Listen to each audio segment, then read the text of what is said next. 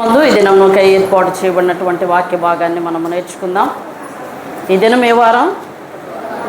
బుధవారం. బుధవారం మనకేం జరుగుతుంది? స్త్రీల కూటం. కాబట్టి దేవుడు నాకు ఈ అవకాశాన్ని ఇచ్చాడు. అందును బట్టి దేవునికి మరొకసారి వందనాలు తెలియజేస్తున్నాను. ఈ సమయం ముందు ఒక స్త్రీ గురించి మనం ఈ దినం ముందు నేర్చుకుందాం. ఆదికాండము 3వ అధ్యాయము 1 నుండి 10 వచనాలు ఎవరైనా ఒకరు సహోదరుల్లో నుంచి చదివి వినిపించాలని కోరుతూ ఉన్నాను. చదవండమ్మా. మైక్ తీసుకోండి. స్పీడ్గా చదవండి. దేవుడైన యెహోవా చేసిన సమస్త భూజంతువులలో సర్పం యుక్తి కలదైందెను. అది ఆ స్త్రీతో, ఇది నిజమా? ఈ తోట చెట్లలో దేని ఫలములు లేదు మీరు తినకూడదని దేవుడు చెప్పనా అని అడిగాను. అందుకు స్త్రీ, ఈ తోట చెట్ల ఫలములను మేము తినవచ్చును.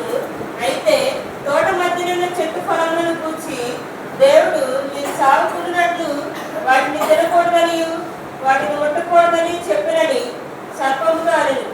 అందుకు సర్పము, మీరు చావనే చావరు, ఏలైనగా మీరు వాటిని తిని తినమున మీ కన్నులు తెరవబడినని మీరు మంచి చెడ్డలను ఎరిగిన వారే దేవతల వలె ఉందిరని దేవునికి తెలియదని స్త్రీతో చెప్పగా, స్త్రీ, ఆ వృక్షం ఆహారములకు మంచిది, కన్నులకు అందమైనది, వివేకమునిచ్చి రమ్యములుగా చూసినప్పుడు ఆమె దాని ఫలములో కొన్ని తీసుకొని తిని తనతో పాటు తన భర్తకుని ఇచ్చను. అతడు కూడా తినను. అప్పుడు వారిద్దరి కన్నులు తెరవబడేది. వారు తాము దిగంబరులను తెలుసుకొని అంజూరపు ఆకులు పుట్టి తమకు ఖచ్చితంగా చేసుకునేది. చల్లపొటను ఆదామును అతని భార్యయు తోటలో సంచరిస్తున్న దేవుడైన యెహోవా స్వరమును విని దేవుడైన యెహోవా ఎదురుకు రాకుండా తోట చెట్ల మధ్యలో దాగుకొనగా దేవుడైన యెహోవా ఆదామును పిలిచి, నీవు ఎక్కడ ఉన్నావనెను.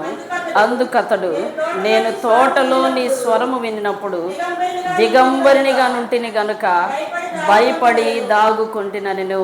దేవుడి మాటలు మన వినికిల్లో